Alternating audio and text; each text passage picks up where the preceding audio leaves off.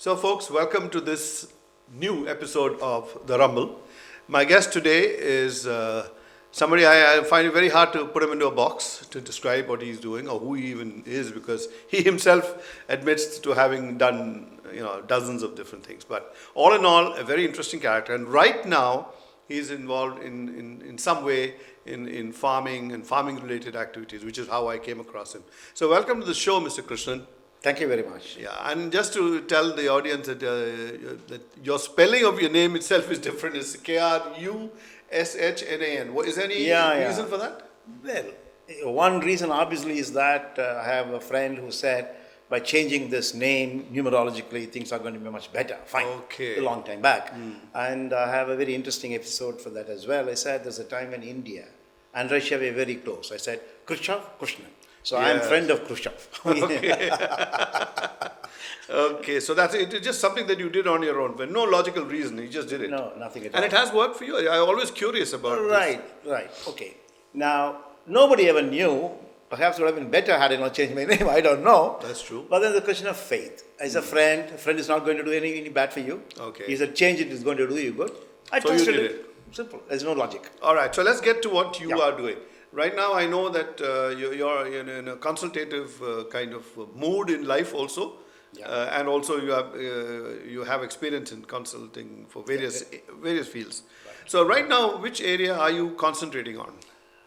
For a living, I do strategic areas of consulting where risk management is my focus. Okay. Not necessarily to an industry. It is applicable to, in general, to a people and an industry combined. Because no industry is, in that sense, is the best fit for everybody. That's true. Right. For a family, for example, there are four brothers and it's a fantastic project and they want to go ahead. I find an old man who is controlling the affairs and he's about to kick the bucket. It'll be the wrong thing to tell them, okay, go ahead with the expansion. Yeah. So it is not a business risk, it's a question of a family risk. Correct. So what I take a holistic approach about the risk management. Unless taking a particular approach which is only based on science. I'm impressed when you say that people come and ask for advice. 90% of people just don't care for any advice, and of course, they may regret it. But most of them do they take advice? No. You see, basically, people who come to me not for advice, honestly, they start out trying to find out any benefit they could get by coming to me as an intermediary to sort out their issues. Okay. That's how this whole thing happens. Yeah. But at the end of the day, what I look at is, okay, they come to me anyways. So what is the best that I can do for them will be to see that the transition takes place with the least amount of cost for them, least amount of pain for them. I think these days with all these big families coming down to a point when they have to break up with too many kids and just one product industry, so that you have to break the family. So do you advise there also? How exactly will you transition it? Yeah. See, all of us must accept that from a group-based society that India was, we are now slowly becoming nuclear, and that's a reality. Particularly after, say, the independence, we have adopted the Western model where the value system is given by law. Value system is not any longer given by, say, the culture. Tradition. No. Yeah. So what is right and wrong is given by law, which would mean the nuclear family will be supported largely by what the legal system is, which would mean the political system is in operation, or the way life is going to be governed in that sense sociologically. Therefore, today, the question of asking somebody to join together on an emotional platform, which is what all that was about in a, say, joint family system or staying together. That's not going to work. No, it is going to work purely based upon, according to me, the personal self-interest that is going to be much larger in its focus. Is that an inevitable progress or process that all of these kind of things will eventually become self-interest? Right. The question is simply this. You have adopted a model, right or wrongly. You have taken a Western model. Having accepted a Western model, might as well go through the full cycle. Okay. What do you want to bring in back and forth and then struggle? So among all the other things that you do, consulting and giving advice, I know that you're also involved in biochar, and that's a fascinating field, because I have in my life as a sailor seen this kind of slash and burn happening in all these small islands in Southeast Asia, especially Indonesia. Columns of smoke going into the air with acres and acres being burned. So this biochar is actually charcoal coming out of biological or what we call it, how would you describe biochar? Okay. Any carbon that is made out of naturally produced, say, composition of carbon, hydrogen, nitrogen, and oxygen. which is all about in every matter. Okay. Now that we call it as a biochar. Okay. Now, not, for example, Not the coal. synthesized, it's coming not through synthesized, nature. nor from coal, for example. Okay. Coal has not come on that basis. It has not been created by, as we understand, by a living system. But even though the living system, in the sense, the way that we normally understand, Yeah. and all of us know that the coal is also a process by which an organic organisms went into making it. Yes. We call algae, as we call it. Right. Yes. Fine. But we are not talking about coal. Like fossilized, is the origin of coal trees? Is it organic? Yes. It is. It is, definitely. So in a way, it is biochar. Yeah, no. Put it the other way about it. For classical definition, if you look at it that way, we don't take it. But if you talk about, say, even the man-made urea is an organic compound. Yes. Wherever you have hydrogen and carbon together, we call that as a carbonic, organic material. But the definition we take is the ones that come as a carbonized material from, say, a biological source, a plant source largely. That is biochar. That is biochar, largely a plant source is a biochar. And what does it do for plants? Fine. Well, this has actually happened by way of an accidental discovery in the Amazon basin by a professor by name Menon of the Cornell University, another professor from the Japanese university, where they found that large tracts of land, almost aggregating to the size of France, had black soil, amidst a large number of brown soil or non-viable soil. When they originally thought it is nothing more than black soil that we normally find in a cotton growing country. Okay. When they went close enough, they found out no, it was a soil that was deliberately created by the settled people there in the Amazon basin by addition of carbon particulates, organic carbon particulates, right? Did they conclude that it was done by these people or it just happened? Yeah, it was obviously done because of carbon dating. They tell them it was a long, long time ago. It was done. Okay. And then along with that, they also added a large amount of inorganic materials like clay, then calcium carbonate, everything.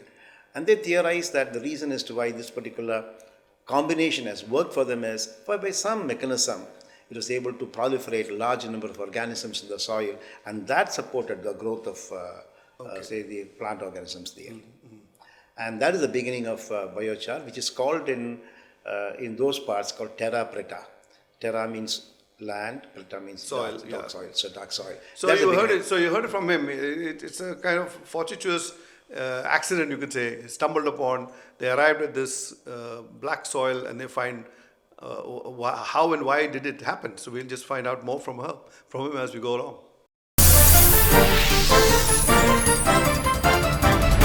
So once they found this soil, peculiar soil, what did they do further? I mean, did they? They analyzed the capacity of the soil from three perspectives. Perspective one was how much the soil had contributed to the well-being of people in producing agricultural items, namely food, for the settled society that held, they lived in the land about, say, 2,000 years ago. Yeah. And that was an amazing kind of number that they got when they really backworked the numbers. So they knew immediately if the same thing can be done for the world population in some way. In settled areas. In settled areas, it can really bring in about no food problem at all. That's one. That's true. Secondly, they found out that if all those things that is today causing what is called as global warming, which is because all that which is mulched into the soil, they goes up again as carbon dioxide and methane, if that can be converted back again into a carbonaceous material, put back again into the soil, what we It's call almost like reburying the exactly. the carbon. Sequestered. It's called sequestration, they call it. So that can be a huge amount of a benefit that is coming in. And more importantly, they found out, in combination, whatever the amount of input cost that we are incurring for agriculture can substantially come down. In two ways, cost comes down, productivity goes up, which would mean food can become affordable. For even the grow twice as much within half the area or something like that. Right, yes. One is area much less. In given an area, the output can be much higher and the cost can be much less, which would mean food can become affordable. Today, all of us know that. So this is a fairly straightforward explanation of whatever you're saying. Why wasn't it accepted immediately by the world and work on it? Very simple, because we have what is called as disgruntled people. Not really that. Not really disgruntled people. All of us work within a certain format. Okay. For example, today You talk about the fertilizer industry, which is supported by the Green Revolution. They have gone for a particular pattern. For example, So today they probably don't find this as a not good way. really that way. For example, if today morning I were to tell you, no need for any more, English medicine, allopathy. Okay. 80% of the people will be lying sick in the bed, either because the doctor system is available, the infrastructure is available, and things And like there that. is no alternative also. Right. No, even assuming there's an alternative, it's not accessible. Okay. It's very true of this particular aspect of biochar as well. The world has a set method of producing And food. there'll be pure disruption if you just say throw all that out and Yeah, now not get possible. into biochar. It's not going to work. It's not going to work. So they had to look at something like, and it's an alternative. It's a kind of a conjoined kind of a system where is there a way that biochar, along with the existing fertilizer, whatever practices are, can bring about a synergistic output. So that's how really it is taking time today. But that said, you must also accept for developing countries, it is posing a lot more of challenges in terms of pricing. In Western countries, all fertilizer and agriculture, they are on a market price basis. There are no subsidies. Yes. But in India, you have got a lot of subsidies, which means carbon is going to be priced out in terms of as an input as compared to what has happened outside. In Australia, when I happened to present a paper about 5 years ago, I had proposed that there's no need to really take the entire land into a carbonaceous platform. Instead, whatever the nitrogen, phosphate and potash that we produce called NPK, one can add a carbon and call it as an NPKC. And interestingly, just calculate only for that. Only for that. Okay, so what happens? You make the land better, the roots better, the output you get better. Meaning thereby you don't change from the culture, the practice that is known to you. Instead, You're not bringing something revolutionary. Yeah, you conjoin them. We call it a hybrid approach. Yeah. A supplementary Hybrid, approach. yeah. Okay, supplementary approach. And that has worked in Australia and other countries, but not in India because of the very high amount of subsidy available. That's the only thing that blocks. Obviously, one is that. Another one, you got obviously interested groups, the way that we distribute our fertilizer, the political system that we have, which is not all that conducive to any organized change. But the scientific community, which supports this kind of progress, are they in favor of this, or they haven't come out strongly? They have not come out strongly for the various reasons. One is, today I am so much wedded to, say, talking about allopathy medicine, right? And that's the way the order is. Okay, what chances Siddha guy has got against them? Very poor chance, right, of acceptance. Well, until all the other systems fail, then the Siddha man will come to the top of the heap. How would you know, really? Maybe Siddha man may get converted to allopathy anyway. No, it's like the patient's got to drop like flies are dead. Then they'll say, hey, leave that other system, go to him. Maybe that's the only way. Well, I don't think that's going to happen. Okay, there may be there's no possibility of that. So the best possibility, as I see, is that there will be a hybrid approach. Like, for example, if allopathy is going to I think we are already in that kind of slowly we are coming right into now. that. Yeah, slowly, but they're not in an organized fashion. We say that allopathy for firefighting, Ayurvedam for fire prevention. Correct. So same thing is what... So long term, you stick to... right, the traditional stuff. So we honestly believe in this particular biochar application areas. We talk about that, we articulate it saying that science meets tradition. We say science and tradition, they need not necessarily be opposed to each other. Shake hands somewhere at some point. Yes, some point. And biochar is a fantastic traditional product that you have. Please shake hands with the inorganic fertilizers. So what we have done really is we are promoting a concept called a supplemental fertilizer. We tell the farmer, don't have to move away from what we are doing. Right? Continue doing whatever you do, no problems, fine. All that we do is 80% whatever that you're putting into your soil is going away as gassing and as leaching. Fine. Use only 1/2 of that. No problem. Okay. And whatever the supplement that they give you. Right? So you come back to the same quantity. Right. No, not really same quantity, much less. Okay. Really depending on application. You apply and then you get a 30% higher output. And that's critical. Higher output with lesser use. Lesser usage of the existing material. Yeah. Right. What we have done is, if 80% is lost today and only 20% is what you're using, by the supplemental fertilizer approach, which has got essential component is biochar. Okay. Right? What happens, you get a higher amount of availability to the crop. And that would mean that 40% becomes availability instead of 20%. That means it is enough you added only 1/2 of whatever you are today using. Okay. Right. And the supplemental fertilizer also in one sense addresses the several other maladies of the present system. For example, there's no special merit, no special effort to add micronutrients. There's no special effort. This government card where they do soil analysis and all that, do they take into account all these things? I mean, I'm really curious. Yeah. The Prime Minister has been talking a great deal about this, soil health. Right. It's all true. Now, I always felt that unless the individuals are going to be, say, seeking an answer, no statement by any politician or no... So is any action towards that happening? Well, in an organized fashion, if you ask me, in some pockets it's happening, no doubts at all. There's an awareness now. For example, in Kerala, Kerala has become so much organic. They talk about we want only organic, we do not want any. Okay. Yes, in Kerala, I'm yes. impressed. Not so much other countries, other states though. So today what we are talking about is people have found that the soil is losing its vitality. The outputs are coming down and they know that the livelihood is in danger. Now that is the alarm. That's when they're looking at alternatives. Okay. They're talking about... Is that happened because Kerala is more literate and educated, or is there anything else to it? Yeah, there is a reason for that because Kerala, most soil is acidic soil. Okay. Unlike soil outside, and the productivity by the very nature, they have got not much of a nutrient available.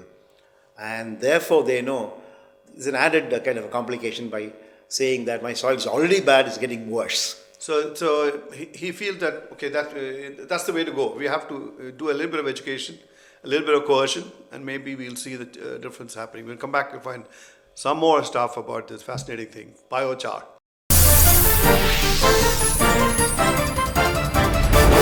So when you've been talking about biochar, you said there's been some effort from the side of the government, some from the bureaucrats who have to push these ideas.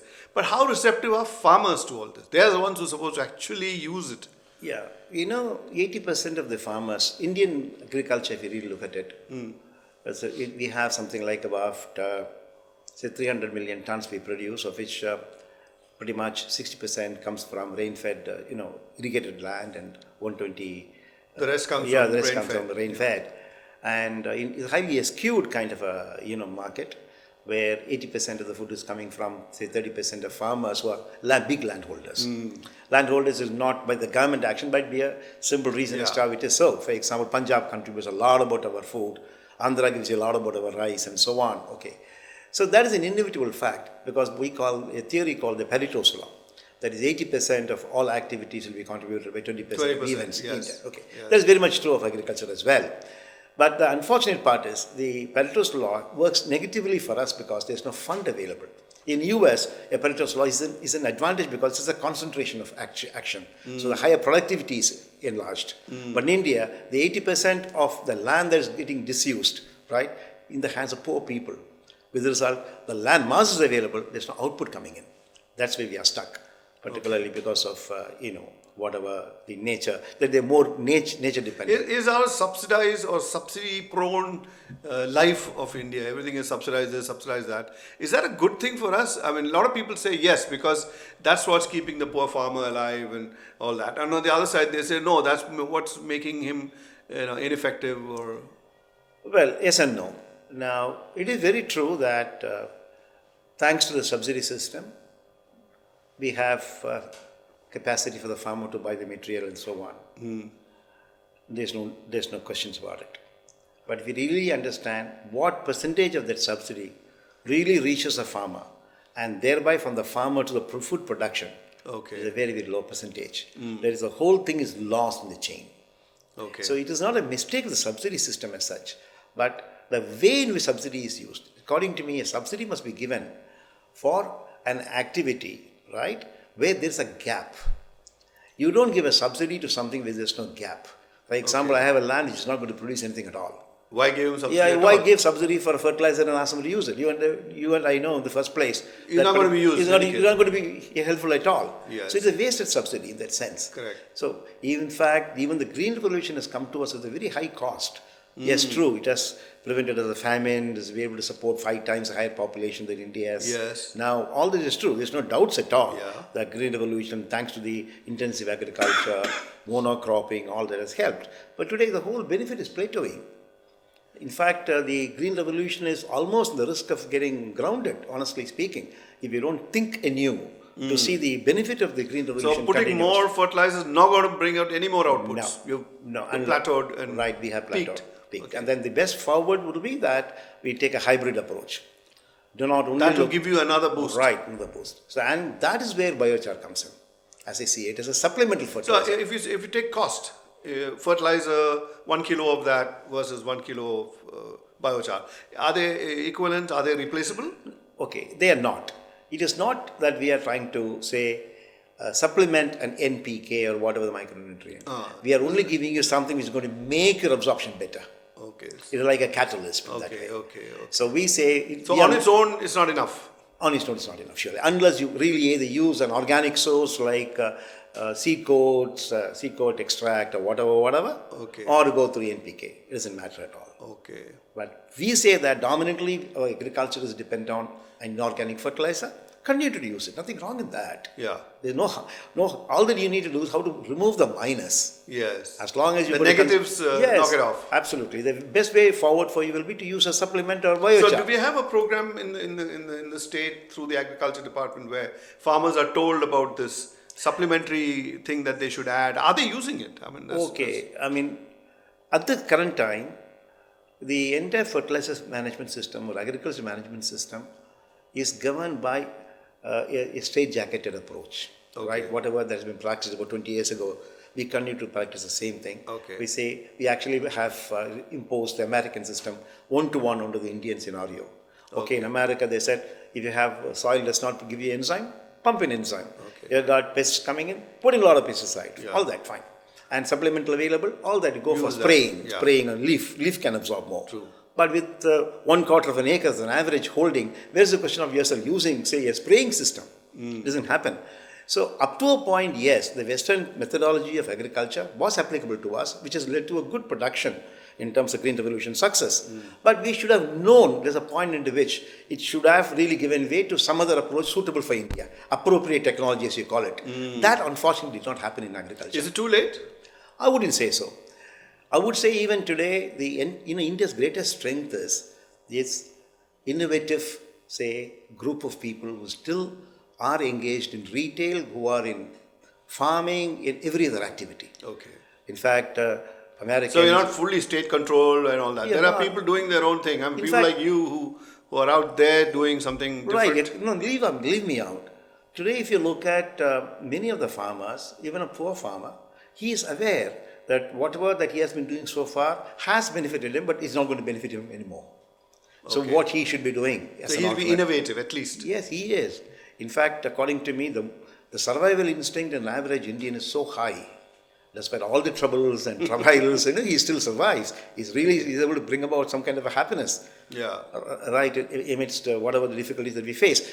On the one hand, all of us know this, we have a political system, we have a democracy, all that. Yeah. There's one calculation which says 12% of a GDP is what we really, spend to maintain a democratic, setup, system, all that. Somebody asked me, you think isn't it too high?